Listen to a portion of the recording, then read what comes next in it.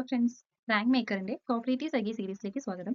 കഴിഞ്ഞ വീഡിയോയിൽ നമ്മൾ കോപ്പറേഷന്റെ കോൺസെപ്റ്റും അതുപോലെ തന്നെ വളരെ ഇമ്പോർട്ടന്റ് ആയിട്ടുള്ള കുറച്ച് ഡെഫിനിഷൻസും ഡിസ്കസ് ചെയ്തു. അപ്പം അതിൽ ഇൻക്ലൂഡ് ചെയ്യാത്ത കുറച്ച് ഇമ്പോർട്ടന്റ് ആയിട്ടുള്ള ഡെഫിനിഷൻസ് ആണ് നമ്മൾ ഡിസ്കസ് ചെയ്യാനായിട്ട് പോകുന്നത്. ഇനി വരുന്നത് ഹൊറേസ് പ്ലങ്കറ്റ്. ഇദ്ദേഹം ഒരു ഐറിഷ് കോപ്പറേറ്റർ ആണ് കേട്ടോ. ഒരു ബോണസ് പോയിന്റ് ആയിട്ട് നോട്ട് ചെയ്ത് വെച്ചേക്കുക. ഹൊറേസ് പ്ലങ്കറ്റ് ഒരു ഐറിഷ് കോപ്പറേറ്റർ ആണ്. ഇദ്ദേഹത്തിന്റെ ഡെഫിനിഷൻസ് ഇത് റിപ്പീറ്റ് ചെയ്യാണ്. ഇതും എക്സാമിന് ഒരുപാട് തവണ ചോദിച്ചിട്ടുള്ളതാണ്. Self help made effective by organization. ഇത് ആരാണ് പറഞ്ഞതെന്ന് ഒരുപാട് എക്സാമുകൾക്ക് ചോദിച്ചിട്ടുണ്ട് കേട്ടോ. അത് പറഞ്ഞത് ആരാണ്? ഹൊറേസ് പ്ലങ്കറ്റ് ആണ്. അതുപോലെ better farming, better business, better living എന്ന് പറഞ്ഞിട്ടുള്ളതും ഹൊറേസ് പ്ലങ്കറ്റ് ആണ്. വീണ്ടും അത് എക്സാമിന് ചോദിച്ചിട്ടുള്ളതുകൊണ്ട് വീണ്ടും അവിടെ റിപ്പീറ്റ് ചെയ്തെടുത്ത് കാണിച്ചിട്ടുണ്ട്. Cooperation is self help made effective by organisation. ഇനി മറ്റൊരു പ്രധാനപ്പെട്ട കാര്യമാണ്, ഇന്ത്യയിൽ കോപ്പറേറ്റീവ് മൂവ്മെന്റ് അല്ലെങ്കിൽ കോപ്പറേഷൻ വന്നത് ഗവൺമെന്റ് പോളിസിയുടെ ഭാഗമായിട്ടാണ് എന്ന് പറഞ്ഞ വ്യക്തി ഹൊറേസ് പ്ലങ്കറ്റ് ആണ്. അത് സത്യമാണ്. നമ്മുടെ ഇന്ത്യയിൽ സ്റ്റേറ്റ് പോളിസിയുടെ ഭാഗമായിട്ടാണ് കോപ്പറേഷൻ വന്നിട്ടുള്ളത്. നമ്മളിവിടെ ഹൊറേസ് പ്ലങ്കറ്റിന്റെ ഒരു ഡെഫിനിഷൻ മാത്രമല്ല പഠിക്കുന്നത്, കോപ്പറേഷൻ എങ്ങനെ ഇന്ത്യയിൽ വന്നു എന്നുള്ള കാര്യം കൂടെ നമ്മൾ പഠിച്ചിരിക്കുന്നു. അതായത് സ്റ്റേറ്റ് പോളിസിയുടെ ഭാഗമായിട്ടാണ് ഇന്ത്യയിൽ കോപ്പറേഷൻ എന്ന് പറയുന്ന കോൺസെപ്റ്റ് വരുന്നത്. Then corporation is A universal instrument. ഇതും ഹൊറേസ് പ്ലങ്കറ്റ് പറഞ്ഞതാണ്. ഇതും എക്സാമിന് ചോദിച്ചിട്ടുണ്ട്. ഡെഫിനിഷൻസ് ഒക്കെ ഓർത്തിരിക്കുക. ഡെഫിനിഷൻസ് എല്ലാം പഠിക്കാൻ ബുദ്ധിമുട്ടാണ്. പക്ഷേ ഒരുപാട് തവണ നമ്മൾ എന്ത് ചെയ്യുക, ഡെഫിനിഷൻസ് ഇങ്ങനെ വായിച്ചുകൊണ്ടേയിരിക്കുക. നമുക്ക് അത് ഓർത്തെടുക്കാനായിട്ട് പറ്റും. ദെൻ ലുസാറ്റി, ഇറ്റലി ബേസ്ഡ് ആയിട്ടുള്ള കോപ്പറേറ്റർ ആണ് ലുസാറ്റി. അദ്ദേഹം പറഞ്ഞിട്ടുള്ളത് കോപ്പറേറ്റീവ് സൊസൈറ്റി എന്ന് പറയുന്നത് മെമ്പേഴ്സിന്റെ ഒരു എന്താ പറയുക ക്വാളിറ്റി കൊടുക്കുന്ന ഏറ്റവും വലിയൊരു സെക്യൂരിറ്റി ആയിട്ടാണ് പറയുന്നത്. ഓക്കെ, ഇതും ഇറ്റലി ബേസ്ഡ് ആയിട്ടുള്ള കോപ്പറേറ്റീവ് മൂവ്മെന്റിനെ കുറിച്ച് പഠിക്കുന്ന സമയത്ത് ഇവിടെ നമുക്ക് ഇത് റിപ്പീറ്റ് ചെയ്ത് പഠിക്കാൻ വരുന്നു. ഡി.ജി. കാർവേ. ഡി.ജി. കാർവേ എന്ന് പറയുന്നത് നമ്മുടെ ഇന്ത്യക്കാരുടെ അഭിമാനമാണ്. ഡി.ജി. കാർവേ. ഓക്കെ, ICAയിൽ നമ്മുടെ കോപ്പറേറ്റീവ് പ്രിൻസിപ്പിൾസ് ഫോർമുലേറ്റ് ചെയ്ത സമയത്ത് ഏറ്റവും കൂടുതൽ ഇമ്പോർട്ടന്റ് ആയിട്ടുള്ള ഒരു റോള് വഹിച്ചിട്ടുള്ള വ്യക്തിയാണ് ഡി.ജി. കാർവേ. കാർവേ കമ്മിറ്റിനെ കുറിച്ചൊക്കെ നമുക്ക് പഠിക്കാനുണ്ട്. കാർവേ കമ്മിറ്റിയുടെ റീഫോർമുലേറ്റഡ് പ്രിൻസിപ്പിൾസ് പഠിക്കാനുണ്ട്. ഡി.ജി. കാർവേ ഫോം ചെയ്തിട്ടുള്ള പ്രിൻസിപ്പിൾ പഠിക്കാനുണ്ട്. അപ്പൊ നമുക്ക് ആദ്യം എന്ത് ചെയ്യാം, അദ്ദേഹം എന്താണ് കോപ്പറേഷനെ കുറിച്ച് പറഞ്ഞിട്ടുള്ളത്, എന്താണ് ഡെഫിനിഷൻ എന്നുള്ളത് നോക്കാം. Self help and mutual help are the essence of cooperation. കോപ്പറേഷന്റെ എസെൻസ് എന്ന് പറയുന്നത് സെൽഫ് ഹെൽപ്പ്, മ്യൂച്വൽ ഹെൽപ്പ്, സ്വയം സഹായിക്കുക, പരസ്പരം സഹായിക്കുക. അതാണ് കോപ്പറേഷന്റെ എസെൻസ് എന്ന് പറഞ്ഞ വ്യക്തി ഡി.ജി. കാർവേ ആണ്. Then cooperation among cooperatives. ഇത് ഓർത്ത് വെച്ചോളൂ കേട്ടോ, കാരണം ഈ ഒരു പോയിന്റ് നമുക്ക് വളരെ റെലവെന്റ് ആയിട്ട് ഇന്ന് നമ്മൾ പഠിക്കാൻ വേണ്ടി പോവുകയാണ്. ഡി.ജി. കാർവേന്റെ ഏറ്റവും വലിയ കോൺട്രിബ്യൂഷൻ ആണ് എന്ത്, കോപ്പറേഷൻ എമംഗ് കോപ്പറേറ്റീവ്സ്. അതൊരു പ്രിൻസിപ്പിൾ ആണ്. അത് നമ്മൾ ഇനി ഡീറ്റെയിൽ ആയിട്ട് പഠിക്കും. ഓക്കെ, ദെൻ FW റൈഫീസൺ പറഞ്ഞിട്ടുള്ളത്, കോപ്പറേഷൻ എന്ന് പറയുമ്പോൾ കൂടെ നമ്മൾ പറയുന്ന കാര്യമാണ് each for all and all for each. ഇതാണ് നമ്മുടെ കോപ്പറേഷനെ ബേസ് ചെയ്തിരിക്കുന്നത്, അല്ലെങ്കിൽ ഐഡിയ ബിഹൈൻഡ് കോപ്പറേഷൻ എന്ന് പറയുന്നത് each for all and all for each എന്നുള്ളതാണ്. അത് പുട്ട് ഫോർവേഡ് ചെയ്തിട്ടുള്ള വ്യക്തി FW റൈഫീസൺ ആണ്. Then doctor William king. ഇദ്ദേഹത്തിന് നമുക്ക് എന്ത് ചെയ്യാം, വേണമെങ്കിൽ ഓർത്തിരിക്കാൻ വേണ്ടിയിട്ട് അറിവുകളുടെ രാജാവ് എന്ന് നമുക്ക് വിശേഷിപ്പിക്കാം. കാരണം കോപ്പറേറ്റീവ് എഡ്യൂക്കേഷനെ കുറിച്ച് ഇത്രത്തോളം, ഒരു കോപ്പറേറ്റീവ് എഡ്യൂക്കേഷന്റെ ഇമ്പോർട്ടൻസിനെ കുറിച്ച് ഇത്രത്തോളം പറഞ്ഞിട്ടുള്ള വേറൊരു കോപ്പറേറ്റർ ഉണ്ടാവില്ല. അതായത് ഡെഫിനിഷനിൽ തന്നെ എന്താണ് നോളജ് എന്ന് പറയുന്ന വേർഡ് ഇങ്ങനെ നിറഞ്ഞു നിൽക്കുകയാണ്. Only men of knowledge become the men of business എന്ന് പറഞ്ഞത് ഡോക്ടർ വില്യം കിങ് ആണ്. അതായത് അറിവുള്ള ഒരാൾക്ക് മാത്രമേ എന്ത് ചെയ്യാൻ പറ്റുള്ളൂ, ബിസിനസ്സിൽ ഏർപ്പെടാൻ പറ്റുള്ളൂ എന്ന് പറയുന്നുണ്ട്. Acquisition of knowledge is one of the first principles of cooperation. കോപ്പറേഷന്റെ ഫസ്റ്റ് പ്രിൻസിപ്പിൾ എന്ന് പറയുന്നത് നോളജ് അക്വയർ. ഈ നോളജ് എന്ന് പറയുമ്പോൾ എന്താണ്, കോപ്പറേറ്റീവ് എഡ്യൂക്കേഷൻ ആണ്. എഡ്യൂക്കേഷനും കോപ്പറേറ്റീവ് എഡ്യൂക്കേഷനും ഇത് രണ്ടും രണ്ട് കോൺസെപ്റ്റ് ആണ് കേട്ടോ. അപ്പൊ നമ്മൾ എഡ്യൂക്കേഷൻ എന്ന് പറയുന്ന സമയത്ത് നമ്മൾ ബേസിക് ലിറ്ററസി അതല്ല ഉദ്ദേശിക്കുന്നത്. ഒരു കോപ്പറേഷൻ എന്ന് അല്ലെങ്കിൽ ഒരു കോപ്പറേറ്റീവ് സൊസൈറ്റി എന്ന് പറയുന്ന സമയത്ത് എന്താണ് ഉദ്ദേശിക്കുന്നത്, കോപ്പറേഷൻ കൊണ്ട് എന്താണ് ഉദ്ദേശിക്കുന്നത്, അല്ലെങ്കിൽ അതിലൂടെ എങ്ങനെയാണ് ആളുകൾക്ക് ബെനിഫിറ്റ് കിട്ടേണ്ടത്, എങ്ങനെ മുന്നോട്ട് പോയാലാണ് കോപ്പറേറ്റീവിലൂടെ ആളുകൾക്ക് ബെനിഫിറ്റ് കിട്ടാൻ പറ്റുക, അങ്ങനെയുള്ള ഒരു കോപ്പറേഷൻ റിലേറ്റഡ് ആയിട്ടുള്ള കാര്യങ്ങളുണ്ട്. അത് പഠിച്ചിട്ടില്ല എങ്കിൽ കോപ്പറേറ്റീവ് സൊസൈറ്റിക്ക് മുന്നോട്ട് പോകാൻ പറ്റില്ല. കോപ്പറേറ്റീവ് എഡ്യൂക്കേഷനെ കുറിച്ച് വളരെ അധികം പരാമർശിച്ചിട്ടുള്ള വ്യക്തിയാണ് ഡോക്ടർ വില്യം കിങ്. അപ്പൊ നമുക്ക് ഓർത്തിരിക്കാൻ വേണ്ടി ഇത് പറയാം, കിങ് എന്നുള്ള പേരുള്ളതുകൊണ്ട് അറിവുകളുടെ രാജാവ് എന്നുള്ള രീതിയിൽ നമുക്ക് ഡോക്ടർ വില്യം കിങ്ങിനെ ഓർത്തിരിക്കാം. ഫോട്ടോ കണ്ടാലും നമുക്കൊരു രാജാവിന്റെ ലുക്കൊക്കെ തന്നെ തോന്നുന്നില്ലേ? ഓക്കെ, ഇനി ലെനിനെ അറിയാത്ത ആരുമില്ല അല്ലെ. അപ്പൊ ലെനിൻ എന്ന പേര് കേൾക്കുമ്പോൾ തന്നെ നമുക്ക് ഓർമ്മ വരുന്നത് എന്താണ്, കമ്മ്യൂണിസം ആണ്. സ്വാഭാവികമായിട്ടും അദ്ദേഹത്തിന്റെ ഡെഫിനിഷനിൽ എന്തുണ്ടാകും, കമ്മ്യൂണിസത്തിന്റെ എലമെന്റ്സ് ഉണ്ടാകും. ഓക്കെ, നമുക്ക് ഡെഫിനിഷൻസ് നോക്കാം. ഈ ലെനിനുമായിട്ട് ബന്ധപ്പെട്ട ഡെഫിനിഷൻസ് പഠിക്കുന്നത് വളരെ ഇമ്പോർട്ടന്റ് ആണ്. കാരണം കോപ്പറേഷനും കമ്മ്യൂണിസവും തമ്മിലുള്ള ഡിഫറൻസ് അല്ലെങ്കിൽ സിമിലാരിറ്റീസ് ഒക്കെ എക്സാമിന് ചോദിക്കും. എക്സാമിന് എപ്പോഴും അങ്ങനെയാണ്. അതായത് കോപ്പറേഷനും socialism, cooperation capitalism, cooperation communism, ഇതൊക്കെ തമ്മിലുള്ള ഡിഫറൻസ് അല്ലെങ്കിൽ സിമിലാരിറ്റീസ് ചോദിക്കാറുണ്ട്. അപ്പം ഈ ലെനിന്റെ ഡെഫിനിഷൻസ് പഠിക്കുന്ന സമയത്ത് നമുക്ക് കൃത്യമായിട്ട് അതിനൊരു ബേസിക് ഐഡിയ ഉണ്ടാക്കാനായിട്ട് പറ്റും. നമുക്ക് ഡെഫിനിഷൻ നോക്കാം. Cooperative societies can help the transformation from capitalism to socialism and finally to communism. Okay, അപ്പം ക്യാപിറ്റലിസത്തിന്റെ ഏബിൾ എഫക്റ്റിൽ നിന്നും ഒരു എന്താ പറയുക ഒരു മോചനം കിട്ടാൻ വേണ്ടിയിട്ടാണ് നമ്മൾ കോർപ്പറേഷൻ സ്റ്റാർട്ട് ചെയ്യുന്നത്. ഈ ഒരു സോഷ്യലിസം എന്ന് പറയുന്നത് എന്താണ്? എൻ്റെ ഒരു ഡിഫറെന്റ് ആയിട്ടുള്ള വേറൊരു എക്കണോമിക് സിസ്റ്റം ആണ്.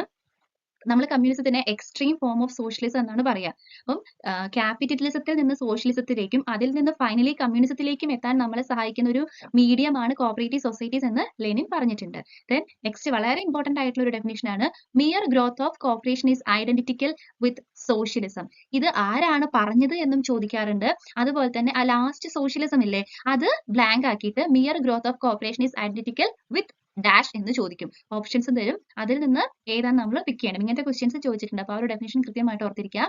Then the cooperatives are the only organizations in capitalist system which is good. It must be preserved in its entity at any cost. ഈ ഒരു ക്യാപിറ്റലിസ്റ്റ് സിസ്റ്റത്തിൽ ആ ഒരു സമയത്ത്, അതായത് ഞാൻ നേരത്തെ പറഞ്ഞു ഓരോ ആളുകളും നൽകുന്ന ഡെഫിനിഷൻ എന്ന് പറഞ്ഞാൽ അത് കാലഘട്ടത്തിനനുസരിച്ചിട്ടാണ്. ഒരു ക്യാപിറ്റലിസ്റ്റ് സിസ്റ്റം നിലനിൽക്കുന്ന ആ ഒരു സമയത്ത് ഉണ്ടായിരുന്ന ഒരു വളരെ നല്ലൊരു ഗുഡ് ഓർഗനൈസേഷൻ ആണ് കോപ്പറേറ്റീവ്സ് അല്ലെങ്കിൽ കോർപ്പറേഷൻ എന്ന് പറയുന്നത്. അപ്പൊ എന്ത് വില കൊടുത്തും അതിനെ പ്രൊട്ടക്ട് ചെയ്യണമെന്നാണ് ലെനിൻ പറഞ്ഞിട്ടുള്ളത്. ഇതെല്ലാം ഓർത്തിരിക്കണം കേട്ടോ, വളരെ ഇമ്പോർട്ടന്റ് ആയിട്ടുള്ള കാര്യമാണ്. പിന്നെ മഹാത്മാഗാന്ധി എന്താണ് പറഞ്ഞിട്ടുള്ളതെന്ന് നോക്കാം. I will not measure the success of cooperative movement by the number of societies formed, but by the moral condition of the members. അദ്ദേഹം പറഞ്ഞത് ഒരിക്കലും കോപ്പറേറ്റീവ് മൂവ്മെന്റ്, ഇന്ത്യയിൽ കോപ്പറേറ്റീവ് മൂവ്മെന്റ് സക്സസ്ഫുൾ ആണോ അല്ലയോ എന്ന് അറിയാൻ വേണ്ടിയിട്ട് എത്ര കോപ്പറേറ്റീവ് സൊസൈറ്റീസ് ഉണ്ടെന്ന് ഞാൻ എണ്ണാൻ വേണ്ടി പോവില്ല. എണ്ണത്തിലല്ല കാര്യം, അത് എങ്ങനെ ആ ഒരു കോപ്പറേറ്റീവ് സൊസൈറ്റിയുടെ മെമ്പേഴ്സിന്റെ മോറൽ കണ്ടീഷൻ ഫോം ചെയ്തിരിക്കുന്നു, അല്ലെങ്കിൽ ആ ഒരു സൊസൈറ്റിയുടെ മെമ്പേഴ്സിന്റെ മോറൽ കണ്ടീഷൻ അനുസരിച്ചിട്ടായിരിക്കും ഞാൻ കോപ്പറേറ്റീവ്സ് സക്സസ് ആണോ അല്ലയോ എന്നുള്ളത് വിലയിരുത്തുക എന്നാണ് മഹാത്മാഗാന്ധി പറഞ്ഞിട്ടുള്ളത്. ഇതും എക്സാമിന് ചോദിച്ചിട്ടുള്ളതാണ്. നമ്മൾ ഈ ഒരു വീഡിയോയിൽ ഇൻക്ലൂഡ് ചെയ്തിട്ടുള്ള എല്ലാ ഡെഫിനിഷൻസും എക്സാമിന് ചോദിച്ചിട്ടുള്ളത്, അതുകൊണ്ടാട്ടോ റിപ്പീറ്റ് ചെയ്ത് പറയുന്നത്. Then cooperation is a crime if there is no mutual respect and confidence. പരസ്പര ബഹുമാനവും വിശ്വാസവും ഇല്ല എങ്കിൽ കോപ്പറേഷൻ ഒരു കുറ്റം, ഒരു ക്രൈം ആണെന്നാണ് പറയുന്നത്. അതിലൂടെ നമുക്ക് എന്താ മനസ്സിലാവേണ്ടത്? മ്യൂച്വൽ റെസ്പെക്റ്റും അതുപോലെ തന്നെ വിശ്വാസവും അത് എത്രത്തോളം ഇമ്പോർട്ടന്റ് ആയിട്ടുള്ള എലമെന്റ് ആണ് എന്നുള്ളതാണ് ഈ ഡെഫിനിഷനിലൂടെ നമുക്ക് മനസ്സിലാക്കാൻ പറ്റുക. പിന്നെ പറയുന്നത് എന്താണ്? Cooperative movement will be the blessing only to the extent that is movement strictly directed to men fired with religious fire. അതായത് നമ്മുടെ ഒരു റിലീജിയസ് വിശ്വാസങ്ങളൊന്നും നമ്മൾ എന്ത് ചെയ്യാൻ പാടില്ല, കോപ്പറേറ്റീവ്സിലേക്ക് കൊണ്ടുവരാൻ പാടില്ല. കോപ്പറേഷൻ എന്ന് പറയുന്നത് എന്താണ്? ഒരു വീക്കർ സെക്ഷന്റെ അപ്ലിക്മെന്റിന് വേണ്ടിയിട്ട് നമ്മൾ ഫോം ചെയ്തിട്ടുള്ളതാണ്. അവിടെ ഒരിക്കലും നമ്മൾ മതം അപ്ലൈ ചെയ്യരുത്. Do not apply religion on cooperatives എന്നാണ് മഹാത്മാഗാന്ധി പറഞ്ഞിട്ടുള്ളത്. ഓക്കെ, നെക്സ്റ്റ് ജവഹർലാൽ നെഹ്റു പറഞ്ഞിട്ടുള്ളത് all enthusiasm in the world is not enough unless we have trained cooperators. അദ്ദേഹത്തിന്റെ ഈ ഒരു ഡെഫിനിഷനിലൂടെ തന്നെ നമുക്ക് കൃത്യമായിട്ട് മനസ്സിലാവും കോപ്പറേഷൻ ഒരു രാജ്യത്തിന്റെ ഡെവലപ്മെന്റിൽ അല്ലെങ്കിൽ ഗ്രോത്തിൽ എത്രത്തോളം ഇമ്പോർട്ടൻസ് ഉണ്ടെന്ന്. ട്രെയിൻഡ് കോപ്പറേറ്റേഴ്സ് ഇല്ല എങ്കിൽ നമ്മൾ മറ്റെന്ത് നേടിയിട്ടും കാര്യമില്ല എന്നാണ് അദ്ദേഹം പറയുന്നത്. കാരണം അത്രത്തോളം നമ്മുടെ ഗ്രോത്തിലേക്ക് കോൺട്രിബ്യൂട്ട് ചെയ്യാൻ വേണ്ടിയിട്ട് കോപ്പറേഷന് പറ്റും. എപ്പോഴാണ് നമ്മളൊരു രാജ്യം ഡെവലപ്ഡ് ആണ് അല്ലെങ്കിൽ രാജ്യത്തിന് ഗ്രോത്ത് ഉണ്ടെന്നൊക്കെ നമുക്ക് പറയാൻ പറ്റുക? ഏറ്റവും വീക്കർ സെക്ഷൻ അവർക്ക് മുന്നേറ്റം കിട്ടുമ്പോഴാണ് അല്ലേ, അല്ലാതെ ഉള്ളവന് തന്നെ വീണ്ടും വീണ്ടും ഉണ്ടായിക്കൊണ്ടിരുന്ന ഒരു രാജ്യം വളരുമോ? ഇല്ല. അപ്പം വീക്കർ സെക്ഷന് എപ്പോ അപ്ലിഫ്റ്റ്മെന്റ് ഉണ്ടാവുന്നു, അവർക്ക് സ്റ്റാൻഡേർഡ് ഓഫ് ലിവിംഗ് കൂടുന്നു, അവരുടെ ഒരു എന്താ പറയാ അവർ സർവൈവ് ചെയ്യാൻ വേണ്ടി സ്റ്റാർട്ട് ചെയ്യുന്നു, അപ്പോഴാണ് നമുക്ക് ഗ്രോത്ത് ഉണ്ടെന്ന് പറയാൻ പറ്റുക. അതിന് കോപ്പറേഷൻ വേണം. ദെൻ അദ്ദേഹം പറഞ്ഞിട്ടുള്ളത് my outlook is to converse India with cooperative movement or rather with cooperation to make it broadly speaking the basic activity of India. ഇതിലെല്ലാം ഇങ്ങനെ തന്നെയാണ് പറയുന്നത്. അതായത് ഇന്ത്യയുടെ ഡെവലപ്മെന്റിന് വേണ്ട ഏറ്റവും അടിത്തട്ടിൽ ഏറ്റവും പ്രാധാന്യമുള്ള ഒരു കാര്യമാണ് കോപ്പറേഷൻ എന്നാണ് പറയുന്നത്. പിന്നെ ജവഹർലാൽ നെഹ്റുവിനെ സംബന്ധിച്ചിടത്തോളം ഇന്ത്യയുടെ 3 പില്ലേഴ്സ് എന്ന് പറയുന്നത് village panchayat, village cooperative and village school ആണ്. ഇതും എക്സാമിന് ചോദിച്ചിട്ടുള്ളതാണ്. അപ്പം ആ 3 പില്ലേഴ്സ് ഏതൊക്കെയാണെന്നുള്ളത് ഓർത്ത് വെക്കുക. അതൊരു ക്വസ്റ്റൻ ആയിട്ട് ചോദിക്കാം കേട്ടോ. Village panchayat, village cooperative and village school ആണ്. നെക്സ്റ്റ് ഇന്ദിരാഗാന്ധി പറഞ്ഞിട്ടുള്ളതാണ്, അതായത് കോപ്പറേഷൻ എന്ന് പറയുന്നത് വളരെ പവർഫുൾ ആയിട്ടുള്ള വളരെ പൊട്ടൻഷ്യൽ ഉള്ള ഒരു ഇൻസ്ട്രുമെന്റ് ആയിട്ടാണ് കോപ്പറേഷനെ ഇന്ദിരാഗാന്ധി വിശേഷിപ്പിച്ചിട്ടുള്ളത്. അതായത് ആളുകൾക്ക് ഗ്രോ ചെയ്യാൻ അല്ലെങ്കിൽ വളരാൻ വേണ്ടിയിട്ട് വളരെ പവർഫുൾ ആയിട്ട് അവരെ സഹായിക്കുന്ന വളരെ പവർഫുൾ ആയിട്ടുള്ള ഒരു ഇൻസ്ട്രുമെന്റ് അല്ലെങ്കിൽ ഇൻസ്ട്രുമെന്റ് ആയിട്ടാണ് കോപ്പറേറ്റീവ് മൂവ്മെന്റിനെ വിശേഷിപ്പിച്ചിട്ടുള്ളത്. അതുപോലെ തന്നെ ഒരു രാജ്യത്തിനെ മുന്നോട്ടേക്ക് കൊണ്ടുവരാനും അവിടെ ഒരു ഡെമോക്രസി വർക്ക് എൻഷുർ ചെയ്യാനും കോപ്പറേറ്റീവ് മൂവ്മെന്റ് കൃത്യമായിട്ട് വേണം എന്ന് പറഞ്ഞ് അതിന് ഒരുപാട് സപ്പോർട്ട് ചെയ്തിട്ടുള്ള വ്യക്തിയാണ് ഇന്ദിരാഗാന്ധി. അതുപോലെ എക്കണോമിക് ഗ്രോത്തിന് വളരെ ആവശ്യമായിട്ട് അല്ലെങ്കിൽ എക്കണോമിക് ഗ്രോത്തിന് വേണ്ടിയിട്ട് ഒരു ഇൻഡിസ്പെൻസിബിൾ ഇൻസ്ട്രുമെന്റ് ആണ് കോപ്പറേഷൻ എന്നും ഇന്ദിരാഗാന്ധി പറഞ്ഞിട്ടുണ്ട്. അപ്പൊ ഡെഫിനേഷൻസ് ഒക്കെ നോട്ട് ചെയ്ത് വെക്കുക കേട്ടോ. ദെൻ രവീന്ദ്രനാഥ് ടാഗോർ പറഞ്ഞിട്ടുള്ളത് വളരെ ഹേർട്ട് ടച്ചിങ് ആയിട്ടുള്ള ഒരു ഡെഫിനേഷൻ ആണ്. Cooperative movement represent the highest truth of men എന്നാണ്. അദ്ദേഹത്തിന്റെ ഐഡിയോളജി ആയിട്ട് വളരെ റിലേറ്റ് ചെയ്ത് നിൽക്കുന്ന ഒരു ഡെഫിനേഷൻ ആണ് highest truth of men. Then Varghese Kurian. നമ്മൾ എത്തി നമ്മൾ എവിടെ എത്തിയിരിക്കുന്നു? നമ്മൾ അങ്ങനെ വർഗീസ് കുര്യന്റെ ഡെഫിനിഷനിലേക്ക് എത്തിയിരിക്കുകയാണ്. വർഗീസ് കുര്യനെ കുറിച്ച് പറയുകയാണെങ്കിൽ എങ്ങനെയാണ്? മിൽക്ക് മാൻ ഓഫ് ഇന്ത്യ എന്ന് വിശേഷിപ്പിക്കപ്പെടുന്ന വ്യക്തിയാണ് വർഗീസ് കുര്യൻ. നമ്മുടെ മിൽമ, അമുൽ ഇതിന്റെയൊക്കെ പുറകിലുള്ള മാസ്റ്റർ ബ്രെയിൻ ആരാണ്? വർഗീസ് കുര്യനാണ്. നമുക്ക് ഒരുപാട് കാര്യങ്ങൾ പഠിക്കാനുണ്ട് അദ്ദേഹത്തെ കുറിച്ച്. ഇപ്പൊ നമുക്ക് ഡെഫിനിഷനിലൂടെ മാത്രം പോവാം. Men become responsible only when a responsibility is given and not when it is withheld. ഒരാള് എപ്പോഴാണ് റെസ്പോൺസിബിൾ ആവുന്നത്? അയാൾക്ക് റെസ്പോൺസിബിലിറ്റി കിട്ടുന്ന സമയത്താണ്, അല്ലെ? അല്ലാതെ അയാൾക്ക് ഒരു ഉത്തരവാദിത്വം കൊടുക്കാതെ അയാൾ മാറ്റി എത്തിക്കഴിഞ്ഞാൽ അയാൾ ഒരിക്കലും എന്താവില്ല, റെസ്പോൺസിബിൾ ആയിട്ട് മാറില്ല.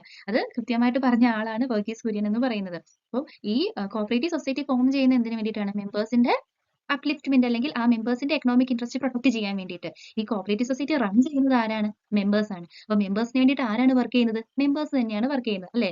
Each for all and all for each എന്നാണ് കോപ്പറേഷൻ. അതിനൊക്കെ വളരെ മീനിങ് ആയിട്ടുള്ള ഒരു ഡെഫിനിഷൻ ആണ് വർഗീസ് കുര്യൻ സർ പറഞ്ഞിട്ടുള്ളത്. ഓക്കെ, അപ്പം success is 1% inspiration and 99% perspiration എന്നാണ് പറയുന്നത്. നമ്മളിപ്പോ നമ്മൾ കോപ്പറേഷന്റെ ഡെഫിനിഷൻസ് പറഞ്ഞല്ലോ, ഒരുപാട് ഡെഫിനിഷൻസ് നമ്മൾ പറഞ്ഞു. അപ്പം ഈ ഡെഫിനിഷൻസിൽ പറഞ്ഞിട്ടുള്ളത് പോലെ നമ്മളിൽ കൂടുതൽ വർക്ക് ചെയ്യുന്ന സമയത്ത് നമ്മുടെ ട്രൂത്ത് അല്ലെങ്കിൽ നമുക്ക് വേണ്ടി ഏറ്റവും നന്നായിട്ട് നമ്മൾ കോൺട്രിബ്യൂട്ട് ചെയ്യുന്ന സമയത്താണ് നമുക്ക് സക്സസ് ഉണ്ടാവുള്ളൂ. വളരെ ഇമ്പോർട്ടന്റ് ആയിട്ടുള്ള ഒരു സെഷൻ ആണ് ഈ വീഡിയോയിൽ നമ്മൾ കൈകാര്യം ചെയ്തിട്ടുള്ളത്. ഇതെല്ലാം എക്സാമിന് ചോദിച്ചിട്ടുള്ളതാണ്. പക്ഷേ ഈ വീഡിയോയിൽ നമുക്ക് എല്ലാ ഡെഫിനിഷൻസും നമുക്ക് ഇൻക്ലൂഡ് ചെയ്യാനായിട്ട് പറ്റിയിട്ടില്ല. ഇനിയും ഒരുപാട് ഡെഫിനിഷൻസ് ഉണ്ട്. അതുപോലെ ഒരു ഡൗട്ടാണ് എല്ലാവർക്കും ഉള്ളത്, അതായത് ഇത്രയും ഡെഫിനിഷൻസ് എങ്ങനെ നമുക്ക് ഓർത്തെടുക്കാം? ഓരോ ഡെഫിനിഷൻസിനും ഓരോ കീവേഡ് വെച്ചിട്ട് പഠിക്കാൻ ഒരു ചെറിയ കോഡും കാര്യങ്ങളൊക്കെ ഉണ്ട്. അപ്പം അത് അവൈലബിൾ ആകണമെന്ന് നിങ്ങൾ ആഗ്രഹിക്കുന്നുണ്ടെങ്കിൽ അല്ലെങ്കിൽ അതിൽ നിങ്ങൾ ഇൻട്രസ്റ്റഡ് ആണെങ്കിൽ ഈ വീഡിയോയിൽ നമ്മൾ റാങ്ക് മേക്കറിന്റെ കോൺടാക്ട് ഡീറ്റെയിൽസ് കമന്റിൽ പിൻ ചെയ്ത് വെക്കാം. അപ്പൊ അതിൽ കോൺടാക്ട് ചെയ്യുകയാണെങ്കിൽ നിങ്ങൾക്ക് ഇതുമായിട്ട് ബന്ധപ്പെട്ട കൂടുതൽ ഡീറ്റെയിൽസ്, നിങ്ങൾക്ക് PDF വേണമെങ്കിലോ അല്ലെങ്കിൽ നിങ്ങൾക്ക് കോഡായിട്ട് ഷോർട്ട് നോട്ട് കിട്ടണമെങ്കിൽ, എലാബറേറ്റഡ് നോട്ട്സോ ഷോർട്ട് നോട്ട്സോ കോഡ് നോട്ട്സോ കിട്ടണമെങ്കിൽ ആ കമന്റിൽ കൊടുത്തിട്ടുള്ള ഡീറ്റെയിൽസ് വെച്ചിട്ട് ആ നമ്പറിലേക്ക് അല്ലെങ്കിൽ ആ മെയിൽ ഐഡിയിലേക്ക് കോൺടാക്ട് ചെയ്യാം. അപ്പോൾ ഒരുമിച്ച് വർക്ക് ചെയ്ത് ഒരുമിച്ച് പഠിച്ച് നമുക്ക് ഈ വർഷം നമ്മുടെ എല്ലാ ആഗ്രഹങ്ങളും നേടിയെടുക്കാൻ സാധിക്കട്ടെ. Thank you.